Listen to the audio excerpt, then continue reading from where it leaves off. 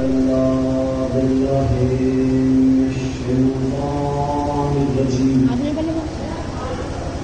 بسم الله الرحمن الرحيم الحمد لله رب العالمين والصلاة والسلام التحية والإكرام على سيدنا محمد صاحب التاج والمعراج والبراق والقلم شمس الضحى بدر الدجى نور الهدى قحط الورى مصباح الظلم جميع المشية الشفيق من ظل واسمه وجبريل خاتمه والبراق نفخه السدرة منها مقامه هذا قوسان مطلوبه والمطلوب مقصوده والمقصود موجوده والموجود نبي الحرمين إمام القبلتين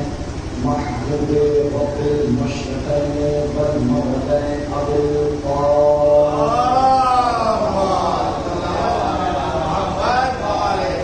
وعلى أهل بيته الطيبين الطاهرين المعصومين المظلومين المنتخبين المنتجبين ولعنة الله على أعدائهم أجمعين أما بعد فقد قال رسول الله صلى الله عليه وآله وسلم فاطمة بضعة مني من آذاها فقد آذاني من آذاني فقد آذاني الله من آذاني الله فقد كفر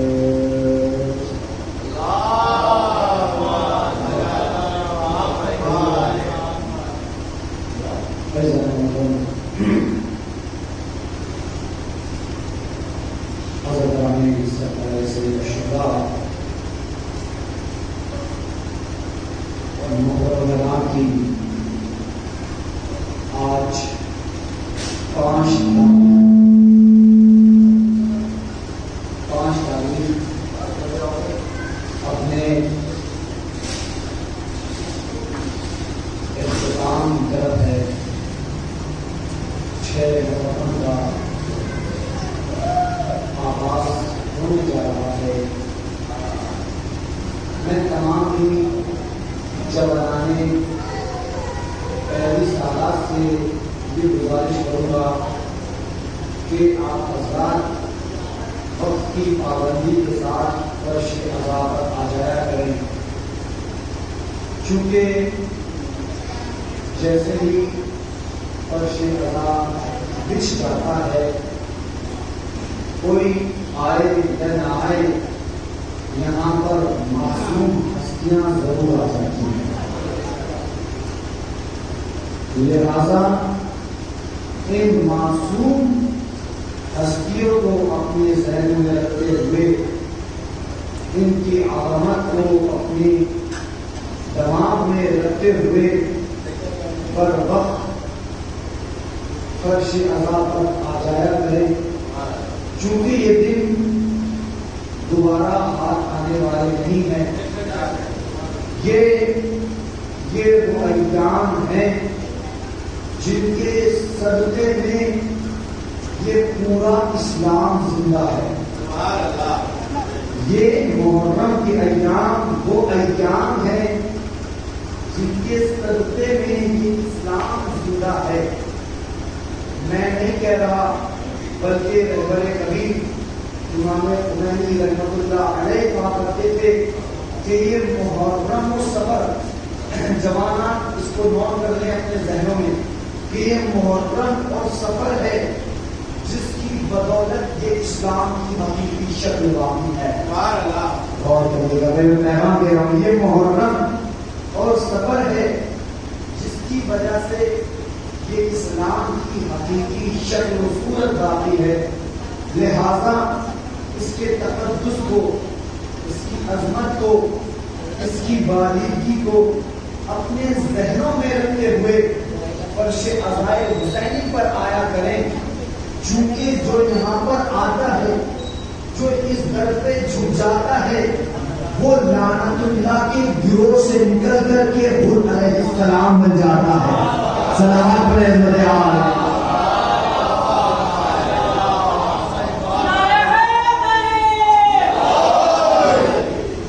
तो मेरी जवानात अगर आवाज सुन रहे हैं तो वो जल्द अज जल्द फर्श अज़ाए हुसैनी पर आ जाए। अज़ीज़ान मोहतरम, एतराज़ किए जाते हैं अगर इस मिंबर से बयान नहीं किए जाएंगे तो हमारे जवानात कैसे जवाब देंगे। ये इश्कालात किए जाते हैं, एतराज़ किए जाते हैं। हाँ, ये लोग इतना आज़ादारी पर खर्च कर देते हैं, क्या ज़रूरत है? और करिएगा, मेरे मुतवज्जह हो जाए, क्या ज़रूरत है?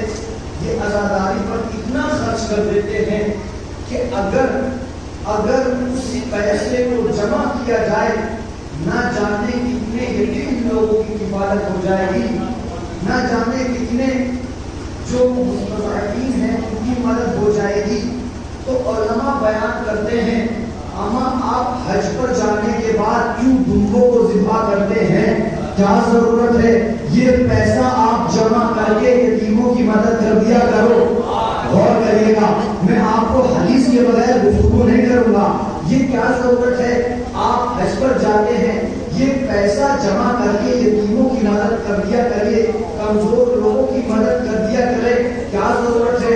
हज पर जाते हैं, वहाँ पैसा लुटाते हैं, वहाँ पैसा खर्च करते हैं, क्या हासिल होता है? अम्मा क्या बात है मौलाना, आपकी समझ में नहीं आ रहा। मैंने कहा समझ में तेरी नहीं आ रहा।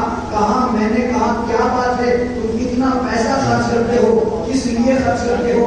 मियाँ एक मर्तबा उसने ये कहा कि हम ये सब अल्लाह की रज़ा हासिल करने के लिए करते हैं, अल्लाह की खुशनुदी हासिल करने के लिए करते हैं। हम ये आज़ादारी अपने और दूसरों को पैगाम पहुंचाने के लिए नहीं, बल्कि हम भी अल्लाह की रज़ामत हासिल करने के लिए करते हैं। सलावत पढ़े हज़रत आल।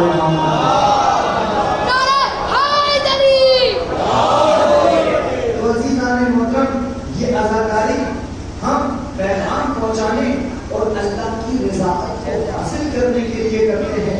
ये आज़ादारी क्या है? इंसान गौर तो करे, इंसान फिक्र तो करे। आप अपने अपने सुकून और अपने अपने घरों की आसाइश को छोड़ करके इस फर्श अज़ाए हुसैनी पर आ गए हैं और इतना पैसा खर्च करते हैं। कभी तबर्रुक के ऊपर खर्च करते हैं, कभी माइक के ऊपर, कभी और दूसरी चीजों में। तो अज़ीज़ान मोहतरम, छठे मौला कहते हैं जो हुसैन के जिक्र को मुहकम और एहतमाम करने के लिए अगर 1 रुपया भी खर्च करता है, गोया वो अल्लाह को कर्ज देता है। या अली या अली या अली। अगर कोई आज़ादारी हुसैन को कायम करने के लिए पैसा खर्च करता है, गोया आज़ादारी पे खर्च किया लेकिन उसने अल्लाह को कर्ज दे दिया। अब मैं समझता हूँ कि इसके बाद तो कोई इश्काल नहीं होना चाहिए, इसके बाद तो कोई एतराज होना नहीं चाहिए, क्योंकि जब अल्लाह को कर्ज दे दिया है तो अल्लाह किसी का कर्जा रखा नहीं, बल्कि 1 के बदले 10 अता कर दिया अल्लाह। सलावत पढ़े हज़रत आल। ये एतराज अपने ज़हनों में रख लीजिए, बात पॉइंट है, ये नुक्ते हैं, ये इल्मी नुकात हैं, मवाद हैं। अगर कोई आज़ादारी इमाम हुसैन अलैहिस्सलाम में खर्च कर रहा है, गोया उसने अल्लाह को कर्ज दिया। अल्लाह किसी का कर्ज अपने ऊपर नहीं रखता, बल्कि अल्लाह तो दूर की बात, जो अल्लाह के वली होते हैं वो भी किसी का कर्ज नहीं रखते। एक बात कह दूं और आपके ज़हनों को हमारा कर दूं, इमाम हुसैन आली मकाम का जनाब हबीब ने बचपने में इंतजार किया था। इमाम हुसैन आली मकाम का बचपने में इंतजार किया था। कब किया था? जब उनके बाबा मज़ाहिर ने रसूलुल्लाह को बुलाया था तो उनके साथ इमाम हुसैन अलैहिस्सलाम को भी दावतनामा दिया गया। तो जनाब हबीब इंतजार कर रहे थे। गोया इमाम हुसैन की पेशानी पर कर्ज इंतजार था। गौर करिएगा, जनाब इमाम हुसैन अलैहिस्सलाम की पेशानी पर कर्ज इंतजार था। जनाब हबीब ने बचपने में अपने मौला का इंतजार करके हुसैन के ऊपर कर्ज चढ़ा दिया था, लेकिन हुसैन ने करबला के मैदान में हबीब इब्न मज़ाहिर का इंतजार करके उस कर्ज को अदा कर दिया। सलावत पढ़े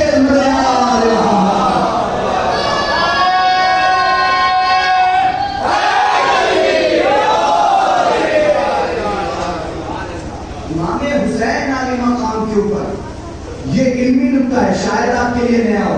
حسین کسی کا قرض انتظار بھی نہیں رکھتا. جناب حبیب نے کب دیا تھا قرض انتظار؟ بچپنے میں جب دعوت ہوئی تھی. تو جب اللہ کے ولی کسی کا قرض نہیں رکھتے تو خدا بندے عالم کیا کسی کا قرض رکھے گا؟ صلوات پڑھیں بندے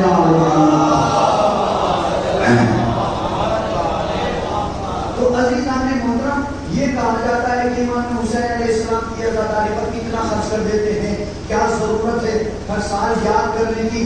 اما امام حسین، توجہ کریے گا، میں اپنے روحانی سفر کا آغاز کر چکا ہوں، میرے سے آپ جڑ جائیے گا. امام حسین، پہلی بات تو یہ کہ امام حسین سید الشہداء ہیں. غور کریے گا، لفظ شہید کو جس نے عظمت بخشی ہے وہ امام حسین کی ذات والا صفات ہے. آپ دیکھ لیجئے ہر فرقہ اب اپنے مرنے والوں کو شہید کہہ کے پکار رہا ہے، چونکہ وہ بھی جانتا ہے کہ اللہ نے لفظ شہید میں عزت رکھ دی. آج ہندو بھی یہ کہتا ہے کہ شہید زندہ ہوتا ہے، آج یہودی بھی کہتا ہے شہید زندہ ہوتا ہے. میں نے کہا بھائی کیا ضرورت ہے آپ جو ہے شہیدوں کو زندہ کہنے کی؟ کہا یہ اسلام کا دیا ہوا تحفہ ہے کہ آج ہر بندہ اپنے مرنے والوں کو شہید کہہ رہا ہے، شہید کہہ رہا ہے. آپ جا کر کے دوسرے مسالک و مذاہب کے پاس چلے جائیے، ہر کوئی شہید کو زندہ کہہ رہا ہے، ہر کوئی شہید کو زندہ و جاوید کہہ رہا ہے. اب عزیزان محترم، میں غور کر رہا تھا، فکر کر رہا تھا، تدبر میں ڈوبا ہوا تھا.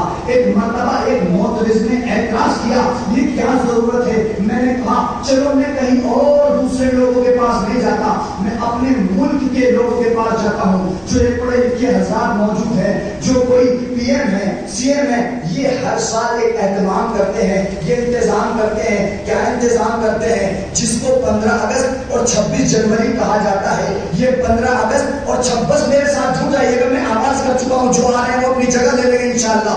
یہ 15 اگست کو کیا کرتے ہیں؟ کہا کہ یہ 15 اگست کو جھنڈا لہراتے ہیں. کہا 26 جنوری کو کیا کرتے ہیں؟ کہا کہ 26 جنوری کو بھی جھنڈا لہراتے ہیں. جب میں لکھنؤ میں تھا، وہاں پر جو فوجی حضرات ہوتے ہیں بڑی پریڈ انجام دی جاتی ہے، بہت سارا پیسہ خرچ کیا جاتا ہے، بہت ساری گاڑیاں آتی ہیں جو استقبال کرتی ہیں. میں نے کہا کیا ضرورت ہے اتنا زیادہ پیسہ خرچ کرنے کی؟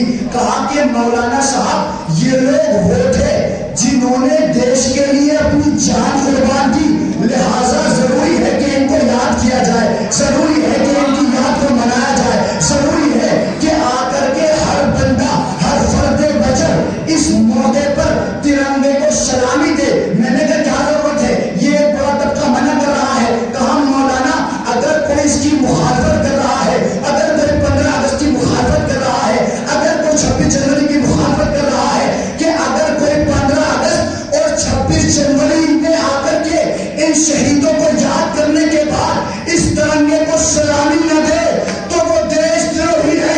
اگر کوئی محرم میں آ کر حسین کے پرچم کو سلامی نہ دے، اسلام جو ہے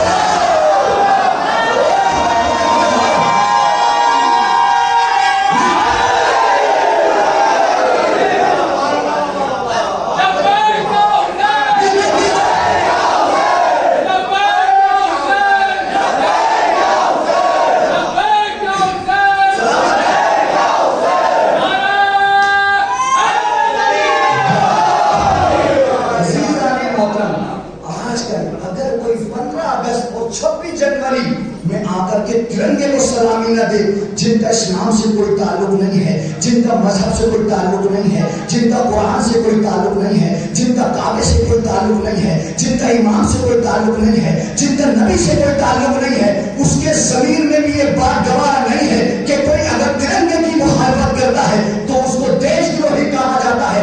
اگر کوئی 10 محرم الحرام کو عباس کے پرچم کو سلامی نہ دے، وہ یقیناً اسلام دروہی ہے، وہ اسلام کا مخالف ہے، وہ قرآن کا مخالف ہے، وہ نبی کا مخالف ہے، وہ شریعت کا مخالف ہے. عزیزان محترم، یہ ضروری ہے کہ ہم اور یہ ہر بازمین انسان اس بات کو کہے گا، اور جس کے پاس مکمل طریقے سے کوئی شریعت نہیں ہے وہ بھی اپنے بزرگوں کو یاد کرتا ہے، وہ بھی اپنے بڑوں کو یاد کرتا ہے. ہر کوئی یہ کہتا ہے کہ بھائی میرے بڑے کی آج برسی ہے، 1 برس ہو گیا، کسی بھی مسئلہ کے پاس چلے جائیے. لیکن کیا کہنے اسلام کے جس نے ہمیں بہترین دین اسلام دیا. قسم خدا کی ایک جملہ کہہ دوں، اسلام وہ ایک لوتا دین ہے. پیغام ہوگا قسم خدا کی، بڑا پیغام. اسلام وہ ایک لوتا دین ہے، اسلام وہ تنہا دین ہے. اگر آپ راستے میں سے پتھر ہٹا رہے ہو تو اسلام نے کہا اس کا بڑا ثواب ہے. اور کریے گا، اگر ظاہری راستے سے آپ نے پتھر ہٹایا تو اسلام نے کہا اس کا بڑا ثواب ہے. اگر عام راستے کی فضیلت یہ ہے، اگر آپ کسی کی زندگی سے اس کے مشکلات کے پتھر ہٹا دیں، اگر اس کی زندگی سے بڑی مشکلوں کو دور کر دیں، تو یقیناً آپ حقیقی مسلمان ہیں، حقیقی ایمان والے ہیں. صلوات پڑھیں اس دنیا.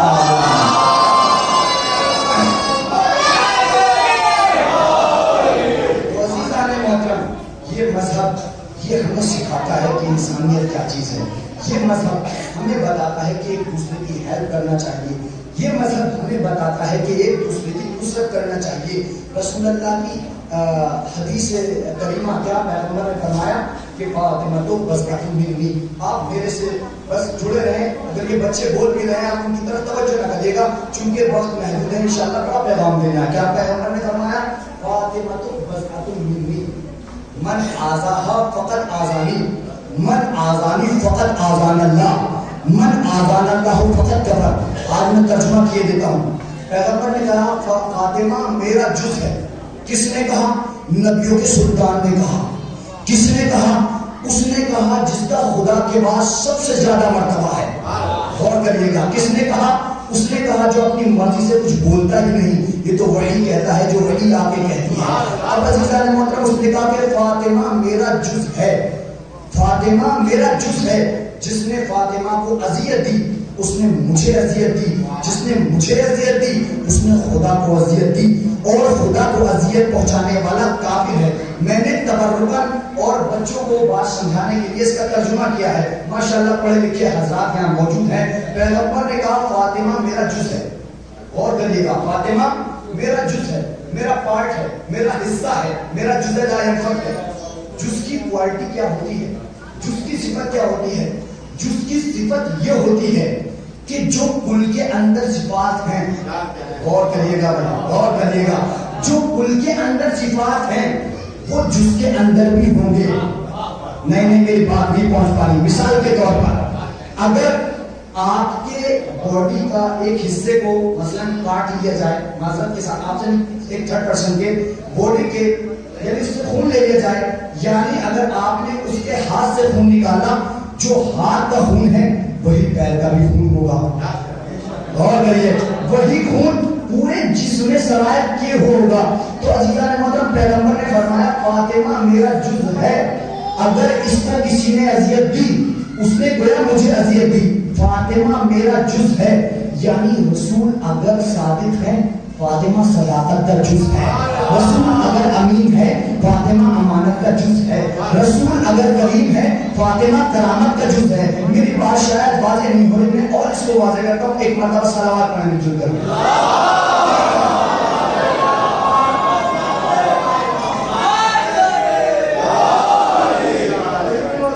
کیا فرمایا پیغمبر نے کہ فاطمہ میرا جز ہے.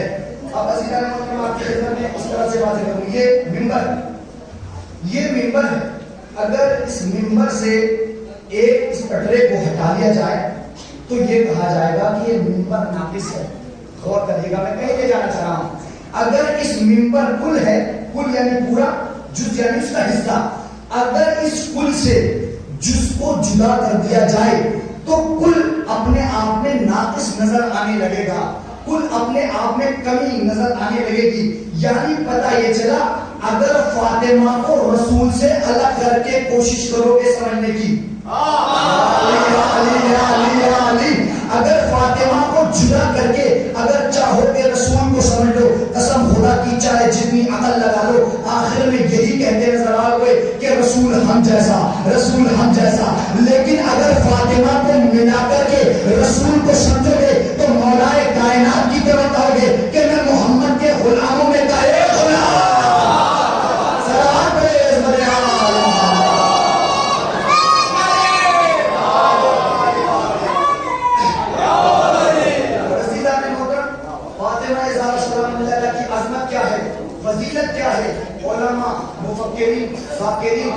لیکن جتنے بھی عقل رکھنے والے ہیں سب نے فاطمہ زہرا سلام اللہ علیہا کی فضیلت کو بیان کیا ہے. کسی نے کہا فاطمہ عقیلہ ہے, کسی نے کہا فاطمہ راضیہ ہے, کسی نے کہا فاطمہ مرضیہ ہے, کسی نے کہا عالمہ غیر معلمہ ہے. اور عزیزان محترم علماء نے کہا, امام نے کہا, نبیوں نے کہا. میں غور کر رہا تھا, فکر کر رہا تھا, سوچ رہا تھا, آخر فاطمہ زہرا سلام اللہ علیہا کی عظمت میں کیا بیان کروں. بس میں نے اپنے سر کو ڈیوڑی رسول پر رکھ دیا. یا رسول اللہ, مجھ کو بھی رزق علم عطا کیجیے, مجھ کو بھی رزق علم عطا کیجیے کہ فاطمہ کس ذات کا نام ہے. ایک مرتبہ ایک ذہن میں جواب آیا کہ فاطمہ اس ذات کا نام ہے, فاطمہ اس عظمت کا نام ہے, فاطمہ اس بلندی کا نام ہے. فاطمہ اگر سمٹ جائے تو اپنے باپ کی ماں کہلاتی ہے, اگر بکھر جائے تو 11 اماموں کی ماں بن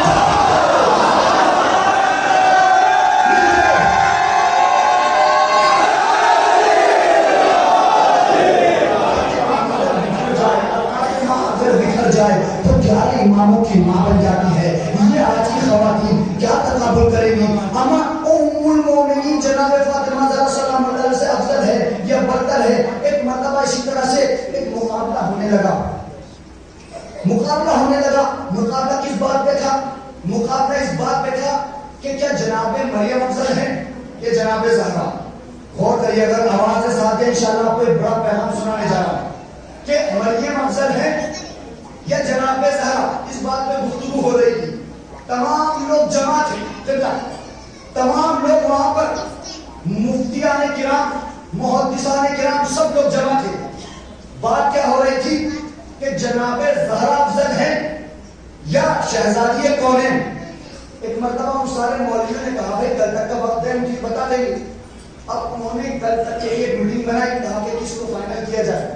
کہا کہ مریم کو فائنل کر دیا جائے. کیوں مریم کو فائنل کیا گیا؟ چونکہ وہ اسی عقیدے کا مالک تھا.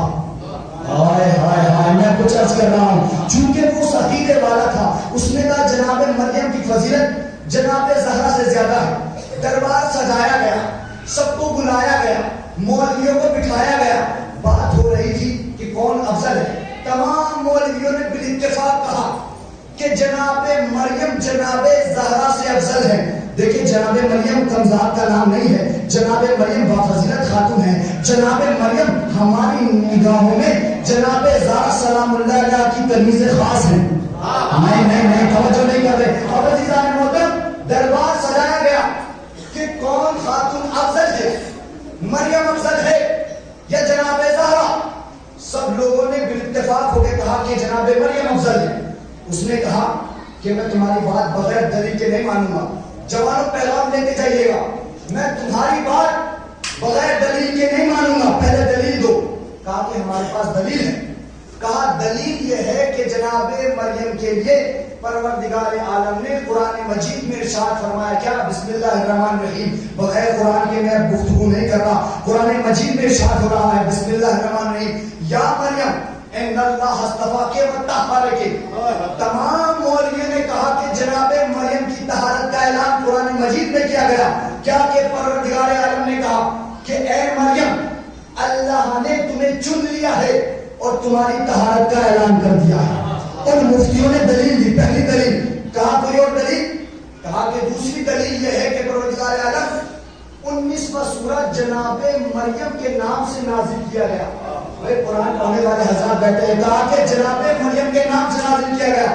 بس ہر طرف سے ایک ہی آواز آ رہی تھی کہ جناب مریم افضل ہے, جناب مریم افضل ہے. اب ان کے درمیان کوئی علی والا بھی موجود تھا. ایک مرتبہ بلند ہوا, کہا کیا کہتے ہو کہ جناب مریم افضل ہے؟ کہا کہ نہیں ایسا نہیں ہے, جناب زہرا بافضیلت ہے.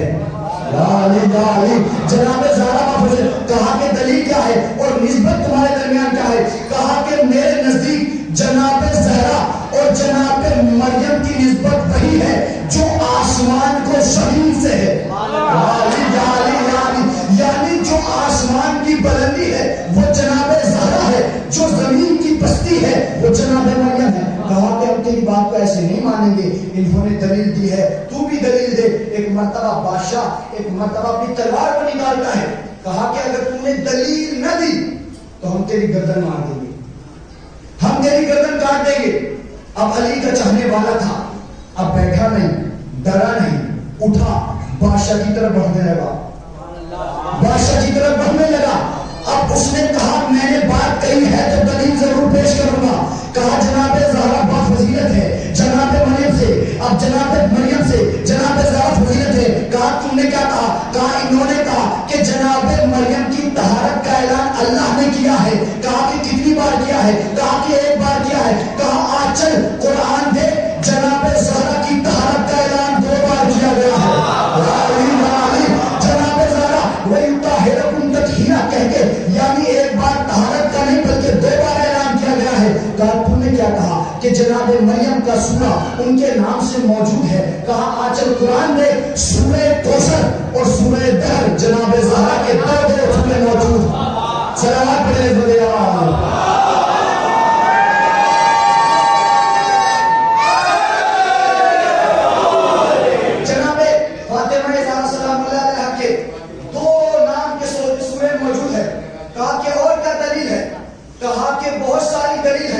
جناب مریم کی اولاد میں کوئی شہید نہیں ہے، جناب زہرا کی اولاد میں اللہ نے شہیدوں کو رکھ دیا۔ میں دلیل پیش کر رہا ہوں، گفتگو کر رہا ہوں۔ کہا کہ جناب مریم کی اولاد میں کوئی شہید نہیں، اللہ نے جناب زہرا کی اولاد میں شہداء کو قرار دیا۔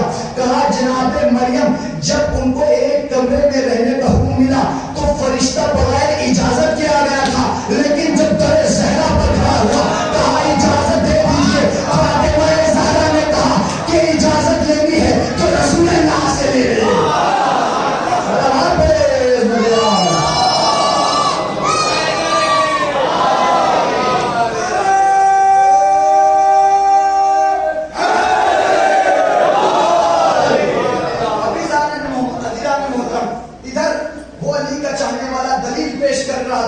بہت زیادہ دلیل دینے کے بعد اس کی طرف بڑھتا جا رہا تھا، وہ حیران ہو رہا تھا، پریشان ہو رہا تھا۔ موضوع کیا تھا کہ جناب مریم افضل ہے کہ جناب فاطمہ زہرا۔ ایک مرتبہ علی والا اس کی طرف بڑھا، دربان نے روکا۔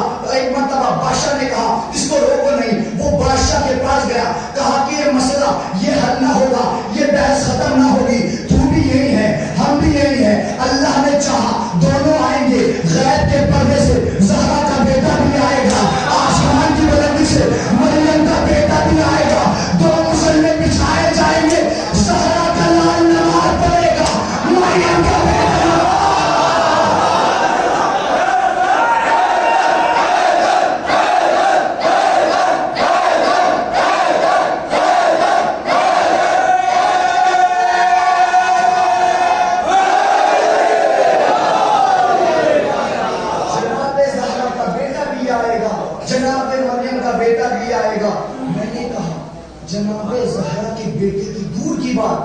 جناب زہرا جس کو دعائیں دے دے،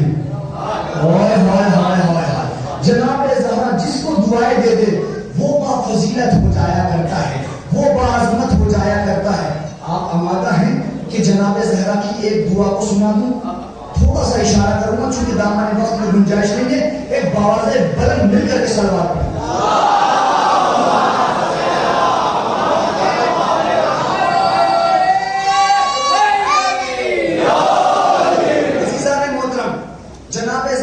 دعا کو بیان کروں گا، بیٹے کو نہیں، غور کریے گا۔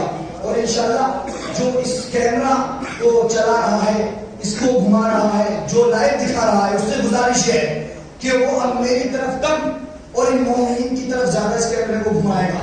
چونکہ میں جناب زہرا سلام اللہ علیہ کی دعا پڑھنے جا رہا ہوں۔ جناب زہرا نے ایک تمنا کی تھی جس کو غازی عباس کہتے ہیں۔ جناب عباس کہتے ہیں، کون عباس؟ یہ جناب عباس اس ذات کا نام ہے جو بظاہر جناب زہرا کے بیٹے نہیں ہیں، لیکن دعائے زہرا ضرور ہیں، تمنائے زہرا ضرور ہیں۔ جب مسئلہ آیا تھا، جب یہ مدینے سے قافلہ نکل کے جانے والا تھا، جوانوں کو صرف 5 منٹ لوں گا، انشاءاللہ بیدار ہو کے سن لیجیے گا۔ میری آواز گرتا ضرور ہے لیکن میرا عقیدہ بلند ہے، میرا جوش اپنی جوانی پر ہے، آپ میرے ساتھ جڑیے گا۔ جب یہ مدینے سے جانے لگا، ایک مرتبہ جناب زہرا کی دعا نے کیا کہا کہ اے آقا اجازت ہے کہ میں ان منافقین سے کچھ گفتگو کروں۔ ایک مرتبہ مولا حسین نے کہا اے میرے شیر اجازت ہے۔ اب میرا مولا عباس کہیں منبر پہ نہیں گیا بلکہ کعبے کی چھت پہ گیا۔ جوانوں جو چاہیے. انشاءاللہ میں کہہ رہا ہوں کہ کیمرہ مین صاحب ذرا ان جوانوں کی طرف متوجہ ہو کر کے, چونکہ اب میں جو بیان کرنے جا رہا ہوں, جو میں عرض کرنے جا رہا ہوں, نہ میری خطابت ہے, نہ کسی خطیب کے بیان ہے, نہ کسی مدبر کی فکر ہے, نہ کسی مفکر کی فکر ہے, بلکہ غازی عباس کی کچھ باتیں ہیں جو انہوں نے امام حسین کی حمایت میں عرض کی تھی. اب میرا مولا, توجہ, میرا مولا کعبے کی چھت پہ گیا. جوانوں تم میری طرف متوجہ ہو. میرا مولا کعبے کی چھت پہ گیا, کہا آقا اجازت ہے کہ ان ظاہری مسلمانوں سے کچھ گفتگو کروں. بھائی میرے سے سمجھ آئیے. کہا اجازت ہے, کہا ہاں میرے شیر اجازت ہے. اب میرا مولا, اب جو میں خطبہ پیش کرنے جا رہا ہوں کعبے کی چھت سے, یہ میرا اپنا بیان نہیں ہے, کسی مفکر کی فکر نہیں, کسی مدبر کی تدبیر نہیں, کسی ذاکر کی ذاکریت نہیں, بلکہ آپ کے مولا عباس کی خطابت ہے. اب آپ کے مولا عباس کی خطابت ہے. اگر آپ کے بازوؤں کی مچھلیاں اجازت دیں کہ غازی عباس کی خطابت پہ ہاتھ اٹھاؤ, تو مسلمانوں اور مومنین شان حیدر کرام ضروری ہے کہ غازی عباس کے فضائل اور ان کے خطبے پہ آپ ہاتھ اٹھائیں. میں اپنے لیے نہیں کہہ رہا. میرا مولا جیسے ہی کعبے کی چھت پہ گیا, اب میرا مولا ہے سامنے ظاہری مسلمان. میرا مولا کعبے کی چھت پہ جانے کے بعد کہتا ہے, میں کہہ رہا ہوں میری خطابت پہ نہیں, غازی عباس کی خطابت پہ آپ دونوں ہاتھ اٹھا کر کے دعا دیجیے گا. میرا مولا کعبے کی چھت پہ گیا, کیا کہتا ہے جانے کے بعد میرا مولا؟ خطبہ ارشاد فرماتے ہیں بسم اللہ الرحمن الرحیم, الحمدللہ الذی شرف ھذا بقدوم لابی من کان بالامس بیت الاصبح قبلہ ایھا الکفرۃ الفجر اتصدون طریق البیت لامام البررہ من هو احق به من سائر البریہ ومن هو ادنى به ولا حکم اللہ الجلیہ واسرار العلیہ واختبار البلیہ لطار البیت الیہ قبل ان یمشی لدی قد استلم الناس الحجر والحجر يستلم يدی ولو لم تكن مشیۃ مولایا مجبورہ من مشیۃ الرحمن لوقعت علیکم کالثقل الغضبان علی اصافر الطیران اتخوف قوما يلعبون بالموت الطفولية فكيف كان في الجلية ولا فديت بالحامة للسيد البريان دون الحيوانات هيهات أنتم وقعتم في الغلطة التي قد وقعت فيها قريش لأنه أرادوا قتل رسول الله صلى الله عليه وآله وسلم وأنتم تريدون قتل من بنت نبيكم ولا يمكن لهم ما دام أمير المؤمنين عليه السلام حيا وكيف يمكن لكم قتل أبي عبد الله الحسين ما كنت حيا سليلا تعالوا أخبركم بسبيل بعد قتلي واضرب عنقي ليحصل مرادكم فبدد أعمالكم ولعن الله عليكم وعلى أجدادكم. میرا مولا کعبے کی چھت پہ خطبہ دے چکا, آپ کے ہاتھ پیچھے رہے, انشاءاللہ آپ اردو پڑھنے جا رہا ہوں. اب میرا مولا کعبے کی چھت پہ جا کے کہتا ہے کہ تمام تعریفیں اس خدا کے لیے کہ جس نے اس کعبے کو شرف بخشا, میرے بابا علی مرتضیٰ کیا.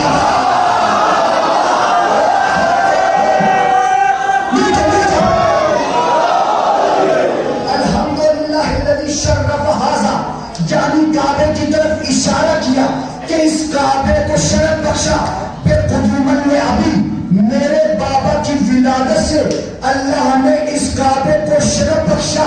من کانا بالامس بیت الاصبح قبلہ, یہ کل تک چہار دیواری تھا, لیکن جیسے ہی 13 رجب آئی میرے بابا کی ولادت پر اللہ نے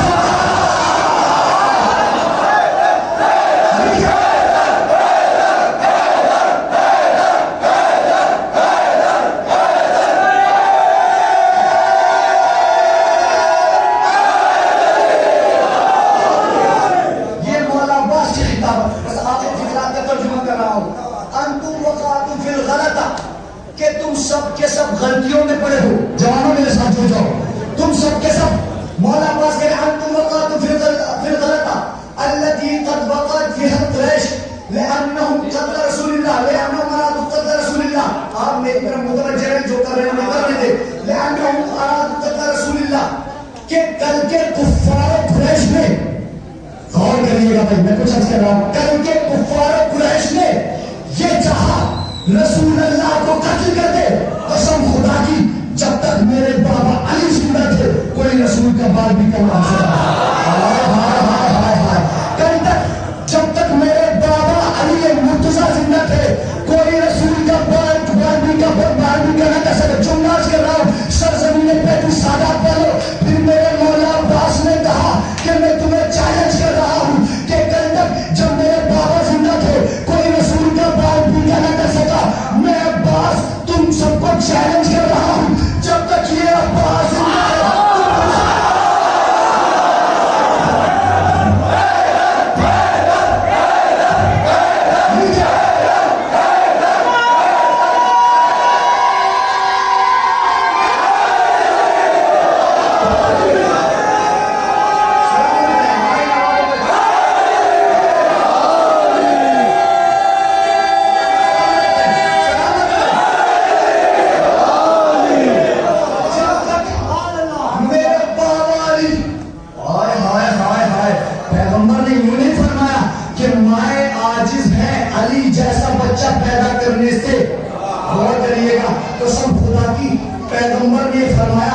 پیغمبر کا ذاکر، یہ حسین کا ذاکر. ایک جملہ میں رسول کے تقابل میں حدیث نہیں بلکہ ایک جملہ پیش کر رہا ہوں. جیسے اس دور میں کوئی علی جیسا پیدا نہیں ہو سکتا تھا، غازی عباس کے بعد میں کوئی عباس جیسا.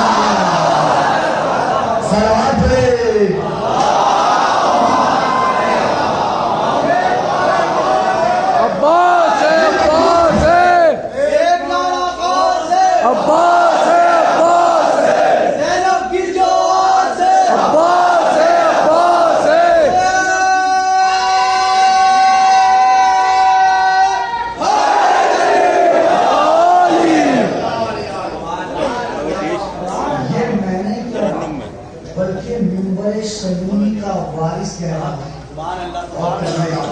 یہ منبر سلونی کا وارث کہہ رہا ایھا الکفرۃ الفجر اتشدون طریق البیت لامام البرر من هو احق به من سائر البریہ.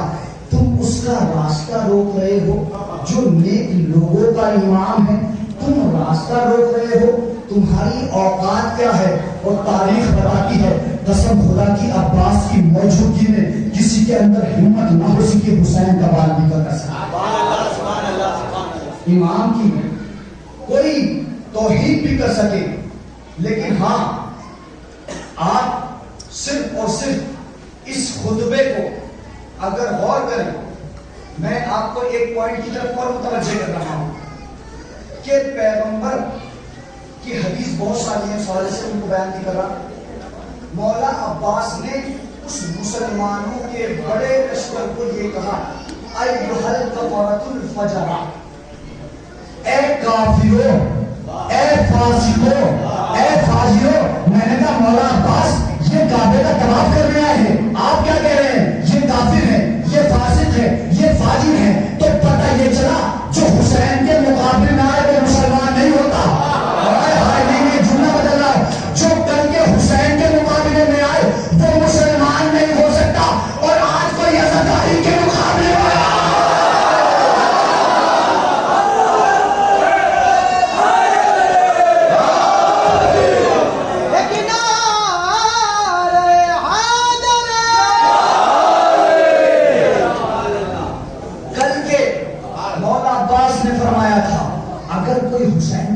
قیام کرے، اگر کوئی حسین کے مقابلے میں آئے، اگر کوئی حسین کا تقابل کرے تو پیغمبر تو مولا عباس نے کہا وہ مسلمان نہیں ہے. مجھے نہیں پتا تھا جو پیغمبر نے فرمایا تھا کہ اے علی تجھ سے محبت صرف حلال زادہ کرے گا، تجھ سے دشمنی صرف حرام زادہ کرے گا. اب میں ایک جملہ اور کر رہا ہوں، اے میرے مولا حسین آپ کی عزاداری پہ فتح حرام زادہ لگائے گا.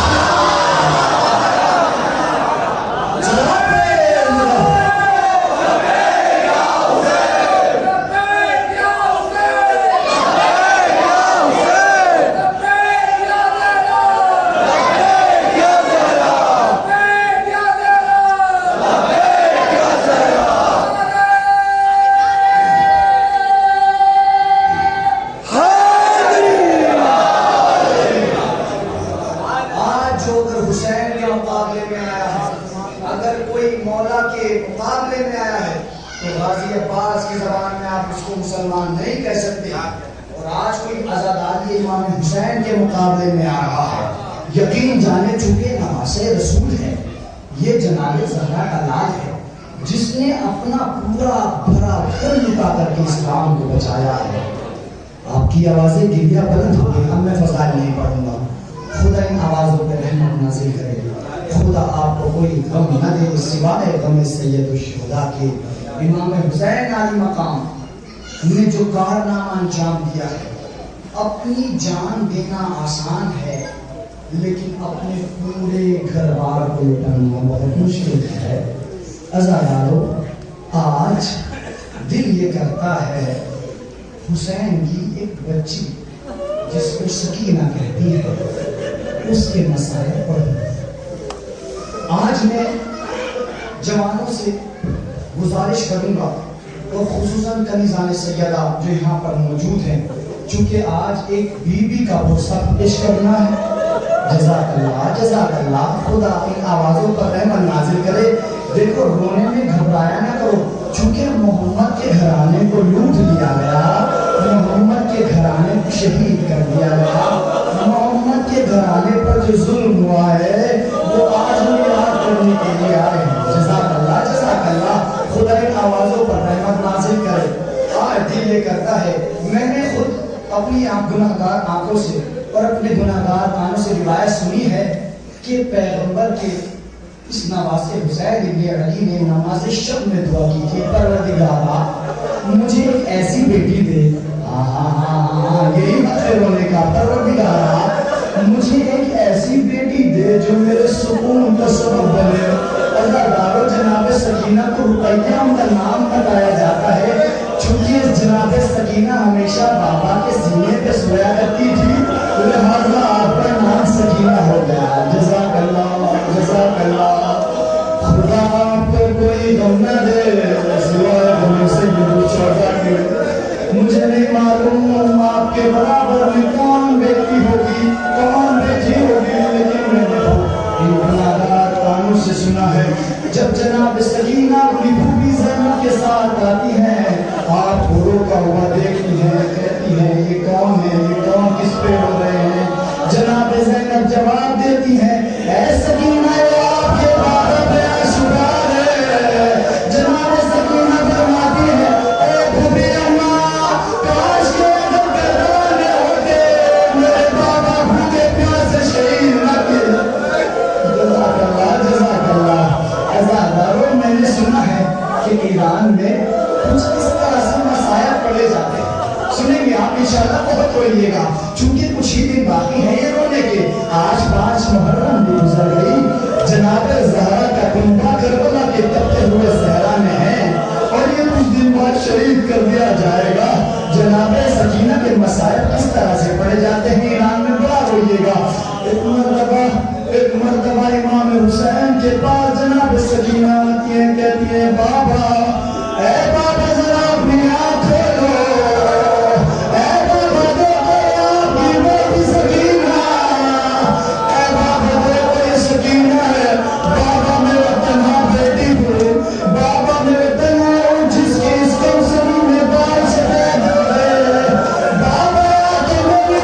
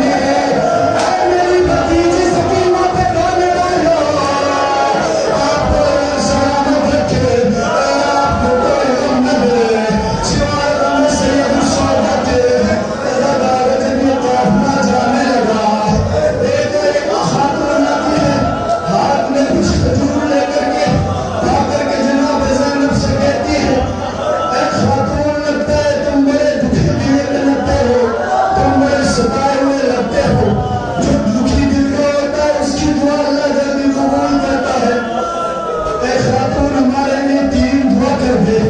اگر تم دعا کر دو گی تو میں کھجور تمہاری خدمت میں عطیہ کروں گی. جناب زینب فرماتی ہے اے مومنہ اے خاتون بتاؤ تیری کون سی 3 دعا ہے؟ اس بچی نے بتایا کہ میرا شوہر باہر گیا ہے, دعا کرو کہ خیریت سے آ جائے.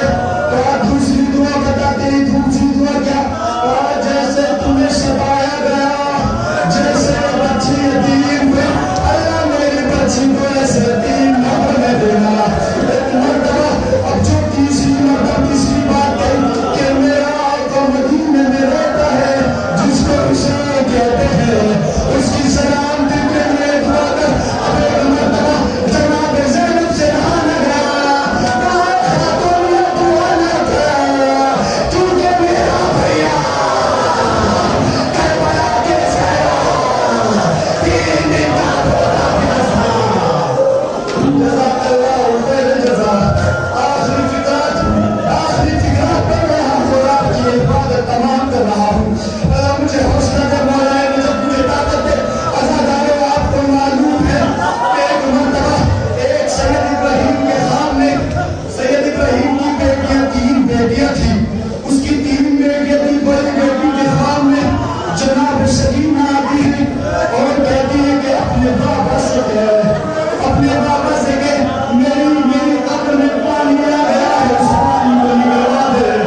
ایک مرتبہ اس نے اپنے بابا سے کہا بابا مجھے میری بچی خواب میں آ کے کہتی ہے میری قبر میں پانی آ گیا, انشاءاللہ کہنا چاہیے گا کہ اس پانی کو نکلوا دے. باپ نے بیٹی کو کہا کہ کیسی بات کر رہی ہے, وہ سید زادی ہے, اس کی قبر کا کھودنا جائز نہیں ہے. ایک بیٹی نے خواب بیان کر دیا. دوسری بیٹی نے اسی طرح سے کہا بابا کوئی بچی ہے, 4 سال اس کا سن ہے, بابا مجھ سے کہہ رہی ہے کہ یہ جو ایک روایت بیان کی جاتی ہے نا کہ جناب سکینہ کو غسل دیا گیا, جناب سکینہ کو کفن دیا گیا, اس وضاحت سننے کے بعد یہ روایت بالکل ضائع کر دی گئی ہے. عزیزان محترم عزاداران گرامی, آپ کو معلوم ہے دوسری بیٹی نے بھی یہی خواب دیکھا. بابا کوئی بچی کہہ رہی ہے کہ میری قبر میں پانی آ گیا ہے, اس پانی کو نکلوا دیجئے. جناب سید ابراہیم نے اس کو بھی منع کر دیا. تیسری بیٹی نے بھی یہی خواب دیکھا. ایک مرتبہ باپ نے اس کو بھی منع کہا کسی کو بتانا نہیں, یہ خواب بتانے والے نہیں ہوتے, وہ سالات سے ہے. عزادارو جب تینوں کے بھی خواب دیکھ چکی, اب جو سید سوئے ہیں, اب سید کے خواب میں جناب سکینہ جزاک اللہ جزاک اللہ جزاک اللہ. آوازیں بلند ہو جائے, آج 5 محرم ہے نا, اللہ جانے والا کے ساتھ رہے نہ رہے, اللہ جانے والا زندہ رہے نہ رہے. یہ آل محمد کا گھرانا لوٹ لیا گیا, آل محمد کا گھرانا شہید کر دیا گیا. سید ابراہیم سے کہتی ہے سید ابراہیم تیری 3 بیٹیوں کو کہا میری قبر میں پانی آ گیا ہے. ایک مرتبہ سید ابراہیم نے علماء کو جمع کیا. اب جو جناب سکینہ تھی تو بھر دی جانے لگی. مزدور سے کہا اے مزدور تو دور چلی جا, اے مزدور تو دور چلے جا, یہ سادات کی بیٹی سکینہ نے پہنچا ہے, یہ سادات کی بیٹی ہے, اس کو سکینہ کہتے ہیں. اب سید ابراہیم خود کہتے ہیں جیسے میں نے قبر کھودی, یہ جو کہا جاتا ہے کہ جناب سکینہ کو غسل دیا گیا, جناب سکینہ کو کفن دیا گیا, قسم خدا کی سید ابراہیم کہتے ہیں جیسی قبر کھودی گئی, کہا دیکھا جناب سکینہ کے دانے سے لہو